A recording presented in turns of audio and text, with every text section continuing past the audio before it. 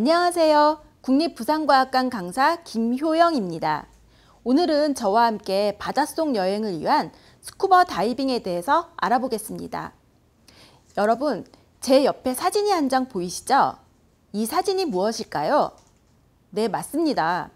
이 사진은 미 항공우주국 나사가 우주에서 촬영된 사진 가운데 가장 경이로운 모습으로 선정 발표한 우주에서 바라본 지구의 모습입니다. 그럼 여러분들이 이 사진의 제목을 붙인다면 무엇으로 하고 싶으신가요? 아마 다들 비슷한 생각을 하셨을 텐데요. 이 사진의 제목은 푸른 구슬입니다. 사진에서 푸르게 보이는 것이 바로 바다고, 흰색이 구름, 중간에 녹색과 황토색으로 보이는 것이 대륙입니다. 여러분들이 보시는 것처럼 지구 표면의 약 70%는 물로 덮여 있고 그 물의 대부분은 바닷물입니다. 지구에 이렇게 바다가 많지만 바닷속을 들어가는 것은 쉽지 않았습니다. 바닷속 세상이 궁금한 사람들은 동화 속에서 또는 만화 영화와 연극 속에서 또 다른 세상을 만들고 상상했습니다. 자, 잠시 아름다운 바닷속 영상을 보겠습니다.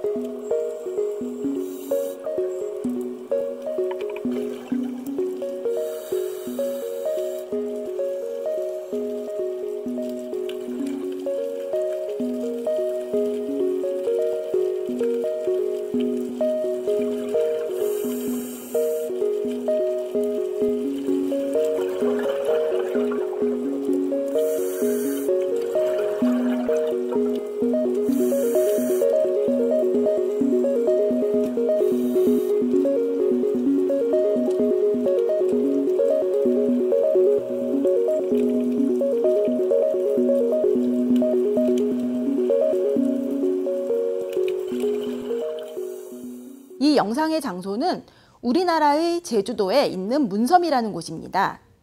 문섬은 연산호 군락이 세계적으로 유명한 곳으로 많은 분들이 다이빙을 위해 찾는 곳입니다.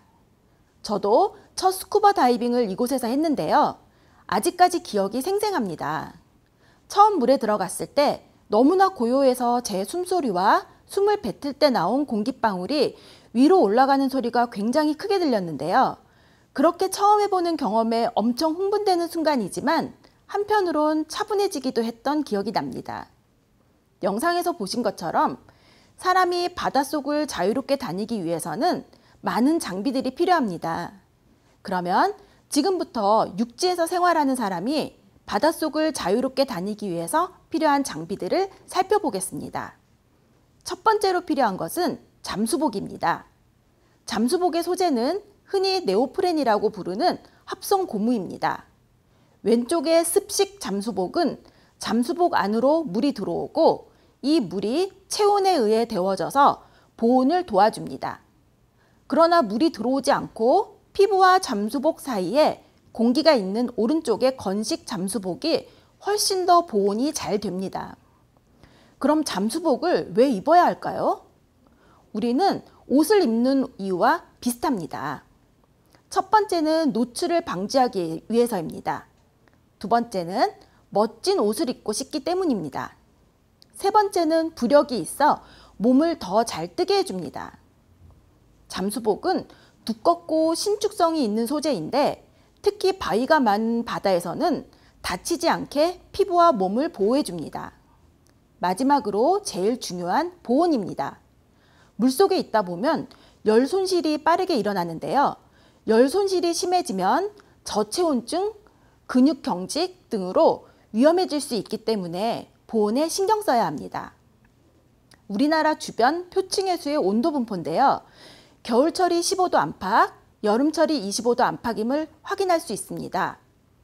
해수의 온도는 일반적으로 고위도 지역, 겨울철, 수심이 깊어질수록 더 낮아지기 때문에 이러한 환경에서 다이빙을 할 때는 모자를 쓰거나 건식 잠수복을 입어서 보온에 더 신경을 써야 합니다. 마스크는 물안경으로 눈과 코를 덮어 물속에서 시야를 확보할 뿐 아니라 코로 물이 들어가는 것을 막아줍니다. 마스크가 얼굴에 잘 안 맞으면 마스크 안으로 물이 들어올 수 있는데 이때 코로 숨을 쉬면 물이 코로 들어가서 당황하고 괴롭습니다. 그래서 다이빙을 할 때는 입으로 숨을 쉬고 뱉어야 합니다. 오른쪽 사진의 스노클은 얼굴을 물속에 넣었을 때 숨을 쉬게 도와줍니다.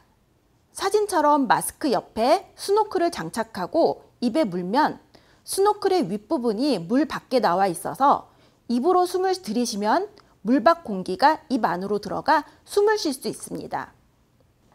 흔히 오리발이라고 알고 있는 핀입니다. 오리발은 물고기의 지느러미와 같은 역할을 해서 물의 저항을 이기고 더 큰 추진력을 얻게 해줍니다. 물속에서 물체를 들어보면 공기 중에서 드는 것보다 가볍게 느껴집니다. 실제로 같은 물체를 물속과 물 밖에서 용수초 저울로 무게를 재보면 물속에서 더 작게 나오는 것을 알 수 있습니다. 이는 물속에서 부력이 작용했기 때문입니다. 부력이란 물속에서 중력과 반대 방향으로 물이 물체를 밀어 올리는 힘입니다. 물속에서 물체에는 지구 중심 방향으로 당기는 중력과 반대 방향인 위쪽으로 물이 물체를 밀어 올리는 힘인 부력이 작용합니다. 부력이 중력보다 크면 물체는 물 위에 뜨고 부력과 중력이 같으면 중간에 위치하고 부력이 중력보다 작으면 물체는 가라앉게 됩니다. 부력이 더 큰 상태를 양성부력, 부력과 중력이 같아서 뜨지도 가라앉지도 않고 일정한 깊이를 유지하는 상태를 중성부력, 물에 가라앉는 상태를 음성부력이라고 합니다. 바닷물은 염류의 농도 때문에 밀도가 커져서 민물에서보다 몸이 더 잘 떠오릅니다. 여기에 잠수복까지 입으면 부력이 더 커집니다.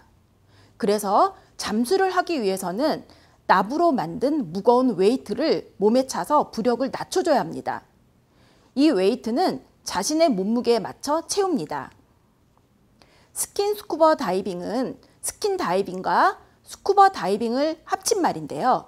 이렇게 마스크, 스노클, 오리발, 잠수복만을 착용하고 물 표면이나 또는 얕은 수심에서 숨을 참고 물속으로 들어가는 다이빙을 스킨 다이빙 혹은 스노클링이라고 합니다. 스킨 다이빙 장비에 공기통과 호흡기 등 수중에서 호흡할 장치의 도움을 받아 물속에서도 자유롭게 호흡하는 다이빙을 스쿠버 다이빙이라고 합니다. 스쿠버 다이빙을 하려면 수중에서도 호흡을 하기 위해 공기통이 필요합니다. 이 공기통은 주로 가볍고 녹이 안 생기는 알루미늄으로 만들어지는데 육상에서 주변의 공기를 압축해서 넣습니다. 오른쪽 장비는 호흡기인데 공기통과 호흡기를 연결하여 공기통 속의 고압의 공기를 2단계에 걸쳐서 주변의 압력으로 낮추어 수중에서 편안하게 호흡할 수 있게 해줍니다. 물 표면에서 1기압이던 공기의 압력은 수심이 10m 증가할 때마다 1기압씩 증가합니다. 그래서 왼쪽 사진처럼 변형이 쉬운 페트병은 물속 깊이 들어가면 높아진 압력에 의해 찌그러지게 됩니다. 반대로 수심이 얕아지면 압력이 줄고 부피가 증가하기 때문에 오른쪽 사진처럼 바닷속 깊은 곳에서 호흡으로 뱉어낸 공기방울은 물 표면으로 갈수록 부피가 커지는 것을 볼 수 있습니다. 수심에 따른 이러한 공기의 변화는 귀가 아프거나 코피가 나는 등의 간단한 증상이 나타나게 하고, 심하게는 질소 배출이 잘 안 돼서 일어나는 감압병, 폐포 파열, 공기색전증, 산소 중독 등으로 목숨을 위협할 수도 있습니다. 그래서 갑작스럽게 몸이 상승하지 않도록 부력을 잘 조절해야 합니다. 물속에서 부력을 조절하여 자유롭게 다이빙을 하는 장비는 부력 조절기를 이용합니다. 부력 조절기는 물고기의 부레와 같은 역할을 합니다. 장비 내부에 있는 공간에 공기를 넣으면 몸이 뜨고 공기를 빼면 가라앉게 해줍니다. 공기를 넣거나 빼야 하기 때문에 공기 탱크와 연결되어 있습니다. 공기 탱크와 연결된 호흡 조절기에는 게이지를 연결할 호스가 달려 있는데요. 그 중에서 공기 탱크 속 남아있는 공기량을 체크할 잔압계, 현재 수심을 알 수 있는 수심계, 방향을 체크할 나침반이 필요합니다. 그 외에도 시계나 다이브 컴퓨터를 이용해서 다이빙 시간, 수온 등을 체크하면서 안전한 다이빙을 돕습니다. 물속에서 다이빙을 하다 보면 다른 사람과 대화를 해야 할 때가 있습니다. 그럴 때 수신호를 이용해서 의사소통을 합니다. 예를 들어 불편한 곳이 없는지 상태를 서로 확인하는 경우에 OK의 의미로 이런 수신호를 사용합니다. 주먹을 쥐고 앞으로 내밀면 위험하다는 신호로 만지거나 다가가지 말라는 신호입니다. 그 외에 여러 가지가 있으니 한번 따라해 보시는 것도 재미있을 것 같습니다. 수중에서 사용 가능한 메모판을 이용해서 글로 적어 의사소통을 할 수도 있습니다. 지금까지 보신 것처럼 바닷속 환경은 육지와 다르기 때문에 여러 가지 장비의 도움을 받아 여행할 수 있습니다. 앞으로 더 깊은 곳을 더 자유롭게 여행할 수 있는 장비들이 많이 나오게 될 텐데요. 하지만 지나친 욕심을 내지 않고 원칙을 지키며 안전하게 즐기는 것이 중요합니다. 여러분들도 기회가 된다면 바닷속 여행 경험을 꼭 해보시면 좋겠습니다. 지금까지 바닷속 여행을 위한 스킨스쿠버 다이빙에 대해서 알아보았습니다. 감사합니다.